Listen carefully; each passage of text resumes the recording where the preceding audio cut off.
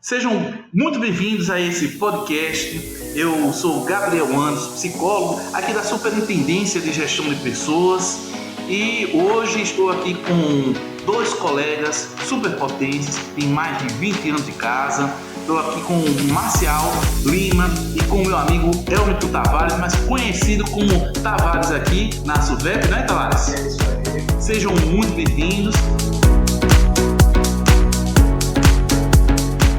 Hoje nós vamos tratar sobre um tema que é bem importante, que eu acredito que os gestores escolares, né, os diretores, devem recorrer bastante para vocês, né? Então, assim, o tema que a gente vai tratar, e vocês podem, né, ficar bem à vontade para a gente conversar nesse bate-papo, sobre pagamento dos contratados, o PSS, não é isso? É isso. O Marcial, que é o responsável por essa folha de pagamento, certamente tem muitas dúvidas que podem ser sanadas, e é interessante para que vocês que estão participando desse podcast ficarem bem atentos, né, para que possam aí registrando, anotando, para quando precisar, né, sanar alguma dúvida, você já minimiza, né, até a vinda aqui na própria secretaria, porque já tem essa informação, isso já ajuda muito. Muito bem, sejam muito bem-vindos. Agora eu coloco as considerações para vocês. Tudo jóia,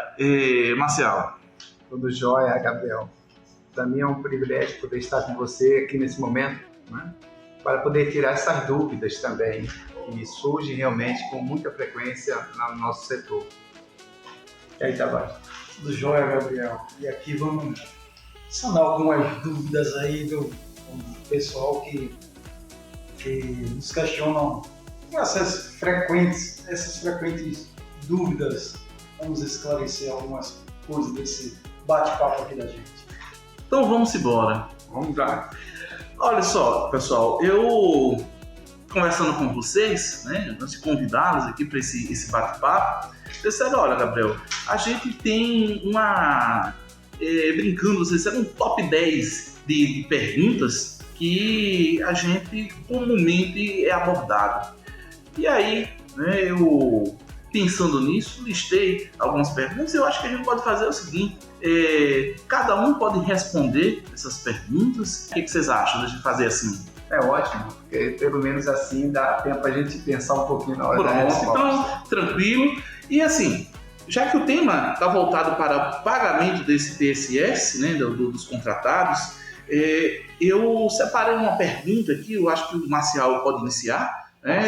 É sobre essas questões de licença. Por exemplo, o servidor contratado, ele tem direito a quantos dias de licença e óbito? Eu já escutei que isso é uma das perguntas que vem, inclusive você conversando comigo comentou que há muita dúvida sobre isso, né?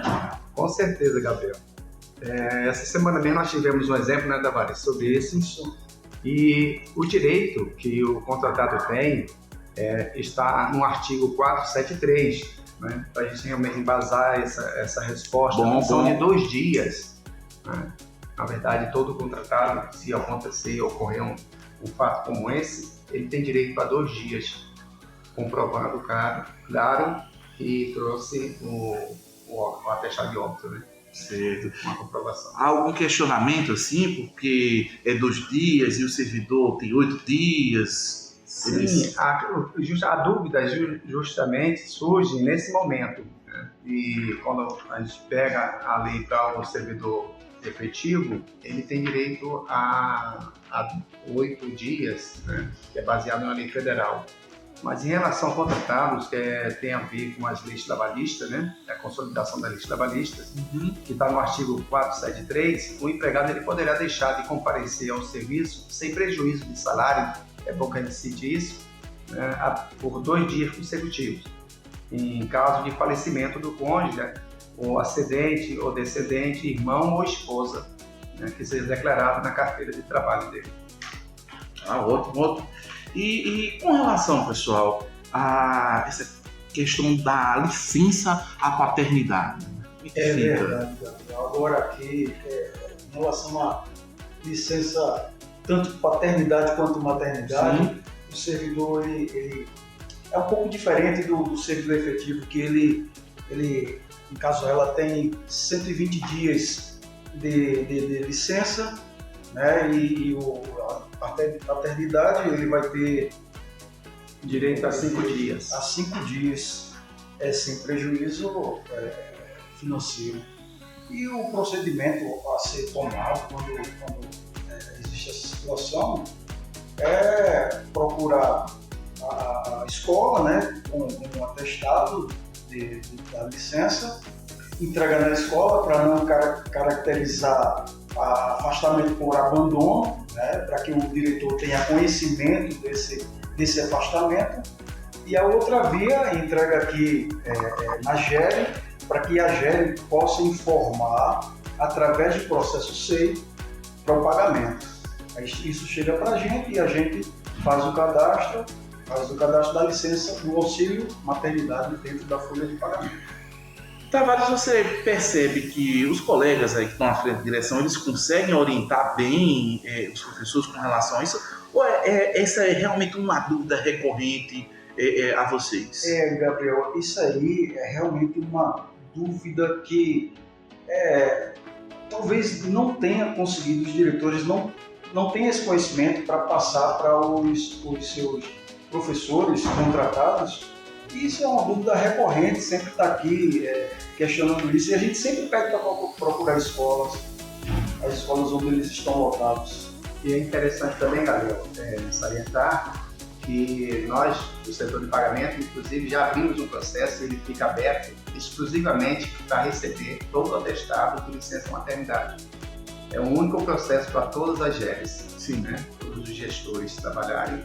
Basta apenas que ele insira o atestado, né, em formato PDF nesse processo, apenas isso. E lá a gente insere na folha. Para que não haja demora de informação, por conta até do E-Social. Quando a demora de informação, isso prejudica o E-Social e automaticamente vai prejudicar esse contratado. Esse anexar, inserir esse documento, é o próprio professor ou ele passa lá para o diretor que faz isso? Quem faz? É o diretor, né, que leva a GERE que insere isso no processo. Marcial, eu estava lembrando aqui, né, porque a gente está falando sobre essa questão da licença com relação ao atestado, né? Quantos dias de atestado médico teria direito um servidor do PSS antes de ser encaminhado? Seria para a junta médica daqui? Não, seria para o INSS mesmo, direto. Para o INSS, né? Você poderia explicar isso para a gente? Sim, com certeza. Todo servidor contratado ele tem direito, né, pela CLT, vamos dizer assim, que é a mesma lei que rege para outro. E nesse caso seria a mesma lei regindo o servidor contratado.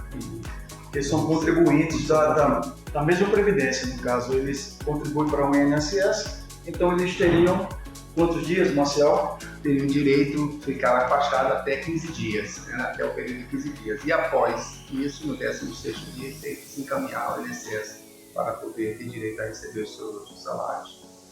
Então, eles podem ficar, digamos assim, automaticamente 15 dias, né? Até 15 dias. Até 15 dias. Depois, é diferente do nosso caso, né? Como efetivo. Com certeza. Você tem, assim, 3 dias. Pegar 3 dias de sequência, né? Consequentemente, 3 dias. Aí, após os 3 dias, você tem que ir para uma... dirigir a junta médica e, no caso... para poder ter direito a ficar afastado. Olha aí a dica, né? Algo que tem bastante atenção com relação a isso, né? Muito bom. Rapazes, estamos no final do ano, né? A gente já está com o 13º no bolso desse ano de 2022 e eu acredito que deve vir, sem dúvida, perguntas sobre essa questão do 13º, né? Como é que é calculado o 13º do servidor contratado? Vamos lá, Tavares. É verdade, Gabriel. É uma confusão muito grande por achar que o 13º salário do contratado, do servidor contratado, é igual segue a mesma linha do servidor efetivo. E, na verdade, seria até injusto fazer com o último salário, que no caso seria dezembro, porque o servidor contratado, tanto ele tem tem a tendência de aumentar o salário, aumentar a carga horária, assim como diminuir. Então, quando chegasse dezembro, ele vem de janeiro até novembro com uma carga horária alta. Quando chegasse em dezembro, ele recai aquela carga horária dele. Então, a gente pagar o 13º em cima dessa carga horária menor seria injusto para ele.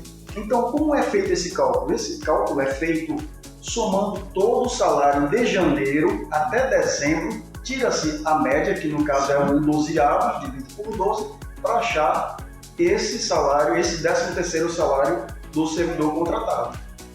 Muito bem. E o bom, é interessante saber disso, porque muitos realmente confundem, como o Tavares levantou aqui, e também que em cima disso, nós calculamos também o texto de férias. Sim. O texto de férias também é calculado em cima disso, né? Dessa questão do 13º. Então, para que as pessoas fiquem bem atentas. Uma das dúvidas que surgem muito e chegam a nós, lá no setor, é a questão do desconto, né? Há uma diferença entre você receber o 13º e quando você recebe o corrigimento, que seria o rateio, né? Sim. Dizer assim. No 13º você tem por obrigação ser descontado o INSS e o imposto de renda, enquanto que no rateio só seria descontado o imposto de renda, né? Não se desconta o INSS. Então, quando houve um desconto maior, aí sempre há aquela reclamação, sempre há aquela dúvida, porque está sendo feito esse desconto, né? Então, assim, tem que saber que no 13º se desconta a INSS, se desconta o imposto de renda. Corretíssimo, é isso mesmo. E com relação a essa questão do texto de férias, como é que fica? Bom, todo servidor ele tem direito a receber as férias, né? E todo servidor recebe. Então, o servidor contratado também recebe as férias. Da seguinte maneira, como eu já expliquei antes, né? É calculado em cima do 13º salário, do valor do 13º salário. Ele recebe esse valor geralmente na primeira semana, né? Ou no final de dezembro, ou quando não recebe no final de dezembro, receberia em janeiro, né? Mas geralmente é feito e é pago também no final de dezembro. Todos, né? Todos. Não importa o período em que ingressou, né? Isso. O importante também ressaltar é que não é necessário para o servidor contratado PSS nos enviar informe de férias daí. Sim. Os gestores geralmente têm muitas questões sobre isso, né? Pergunta se é preciso enviar. Não, o servidor contratado ele não precisa enviar. Automaticamente. É automático. É calculado em cima do salário que ele ganhou durante o ano e durante o 13º é calculado, né? Feita a média e é feito o 13º. Não é necessário enviar um informe de férias. Eu lembrei agora, falando sobre essa gratificação de férias que todo trabalhador tem direito, da gratificação de difícil acesso. Esse servidor também tem esse direito? Tem sim, Gabriel. Tem direito ao difícil acesso. Desde que ele esteja numa escola que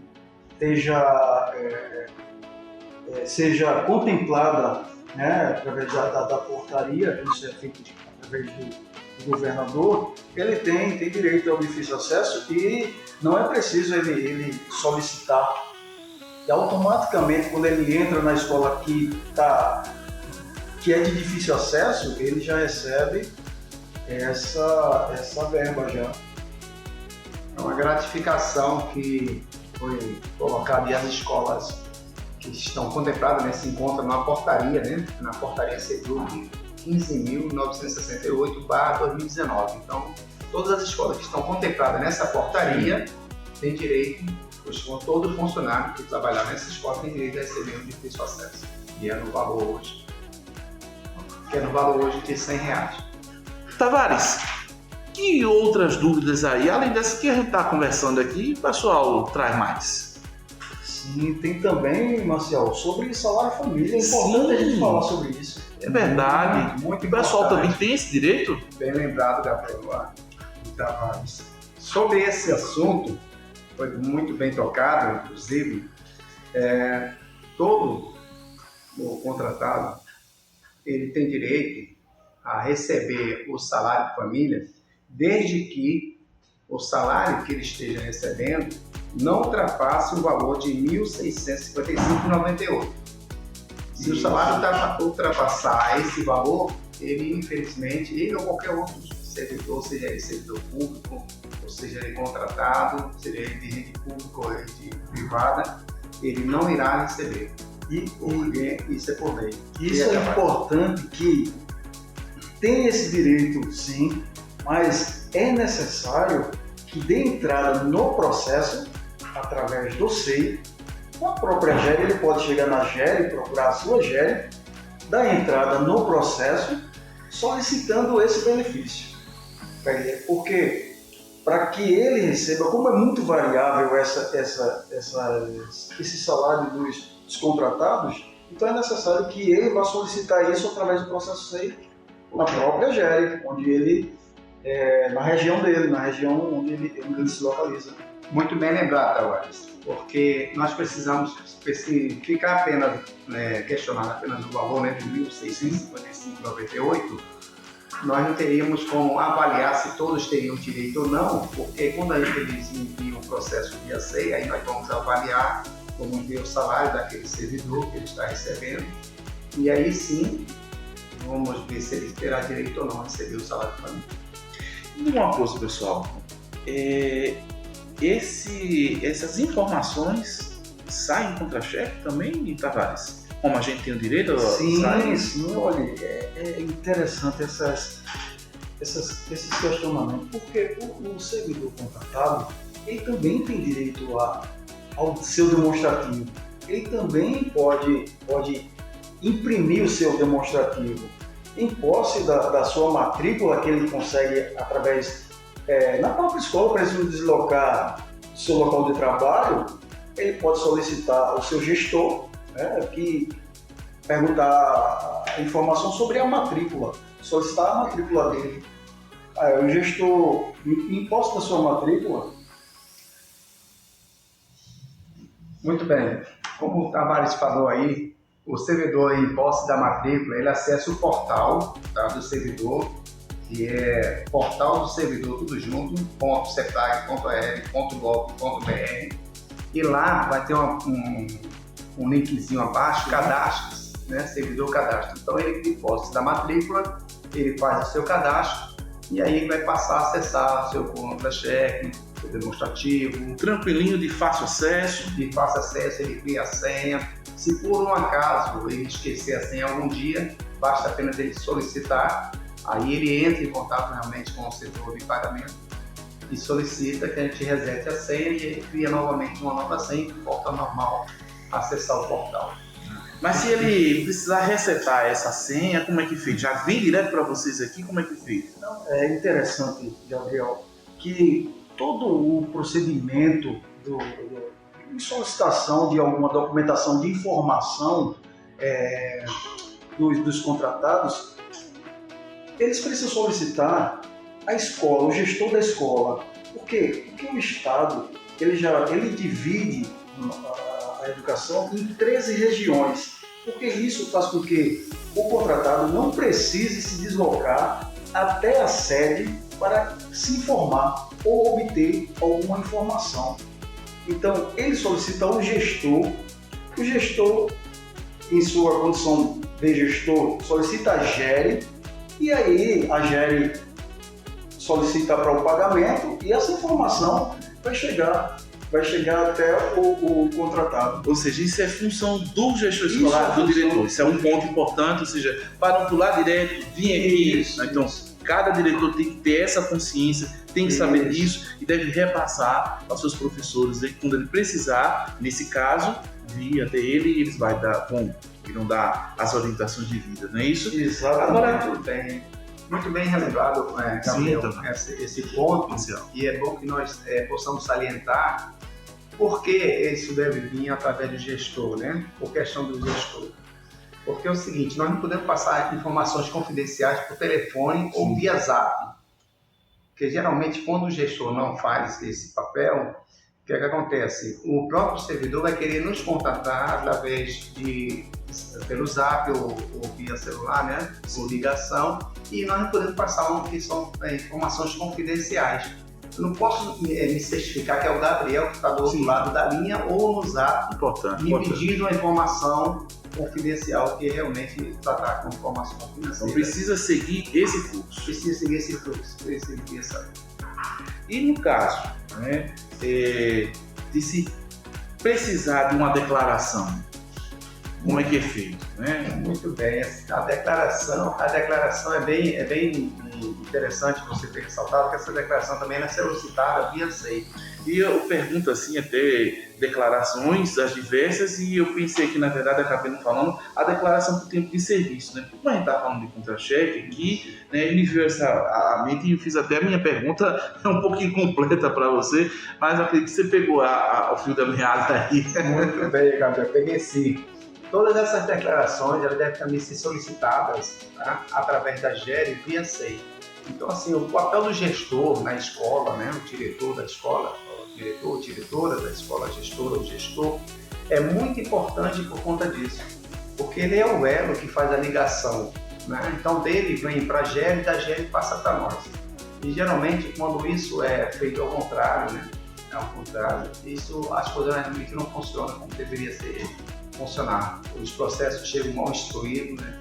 E muitas vezes o servidor fica prejudicado por conta disso. E quando você começa a seguir esse parâmetro, você observa que as coisas andam mais rápido, porque saem as coisas mais certinhas.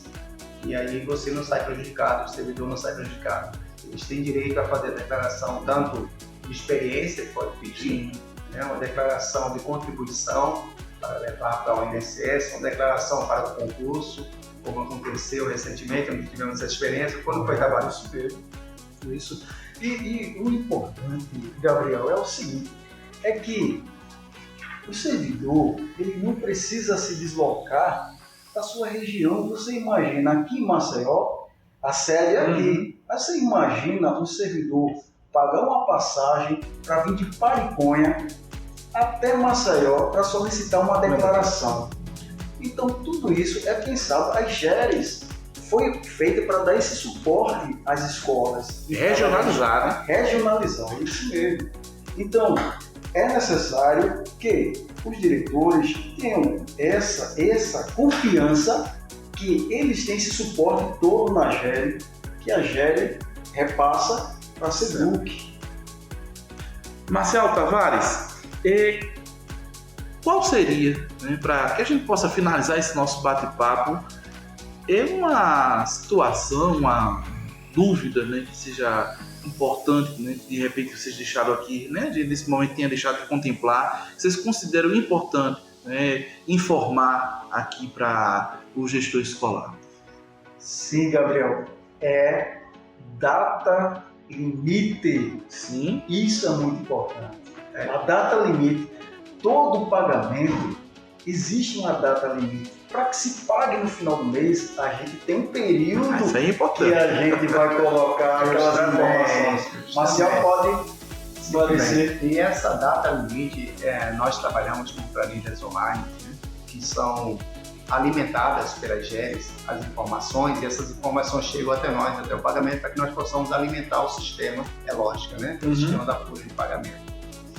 Então, para que isso aconteça, não podemos ultrapassar a data limite, que é o dia 5. Não é dia 5, 5 dias úteis de cada mês. É o dia 5, ele pode cair num sábado, no domingo, numa sexta, né? Então, é o dia 5. Você tem do dia 1º até, quer dizer, você tem da abertura da planilha, né, até o dia 5 de cada mês. Até o dia 5 de cada mês, para informar. Com essa mesma data também é o que você deve, como gestor, enviar os processos, né, que são de frequência, boletim de frequência, no SEI também até essa data limite. É para que assim possamos fazer a conferência, né? E o pagamento é gerado uma folha, mas tem que ser feito conferência. E nós não podemos fazer essa conferência se não tiver essas duas informações.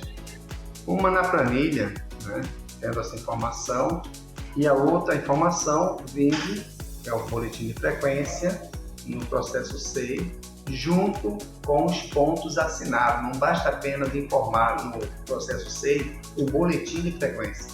Você tem que ter o boletim de frequência da escola junto com os pontos assinados de cada servidor contratado PSS. para que assim possamos fazer a conferência e possamos assim alimentar, vamos dizer, o sistema da folha de pagamento, para que assim nós possamos ter a cada mês e ter o pagamento de cada um deles. E assim o seu pagamento estará garantido. Aí vale a pena, né? Muito bem, rapazes, olha só, acabamos de ter uma verdadeira aula, informações muito importantes. Eu gostaria de agradecer esse bate-papo, a participação de vocês, a disponibilidade que vocês pararam nesse momento para poder compartilhar, disseminar esse conhecimento tão importante para os nossos colegas, né, que estão aí na ponta, né? E eu gostaria de passar as considerações finais para vocês, né, para o Tavares, para o Marcial, o que vocês teriam a falar aqui dentro de tudo que a gente discutiu, como consideração, né, final para os nossos colegas gestores que estão escutando, né, esse nosso bate-papo, esse podcast. Gabriel, a gente que agradece essa oportunidade de disseminar tanta informação assim, que a gente sabe das dificuldades dos gestores entrar em contato com a SEDUC. E esse é um canal muito, muito bom e necessário para que a gente facilite o nosso trabalho. É uma ferramenta facilitadora para a gente. Muito bem, Gabriel. Nós aqui agradecemos realmente essa oportunidade, porque isso nos trará um pouco mais de tranquilidade de saber que os gestores, né, que estão do outro lado, muitos deles nem conheço pessoalmente, né, estarão do outro lado com informações que poderão ajudar eles na gestão deles. É muito difícil, realmente são heróis do outro lado, né? São guerreiros, guerreiras e heroínas, né, que estão do outro lado da linha para trabalhar nessa ferramenta que é a educação no Estado. Rapazes, mais uma vez, muito obrigado. Estamos finalizando esse podcast e até um próximo encontro.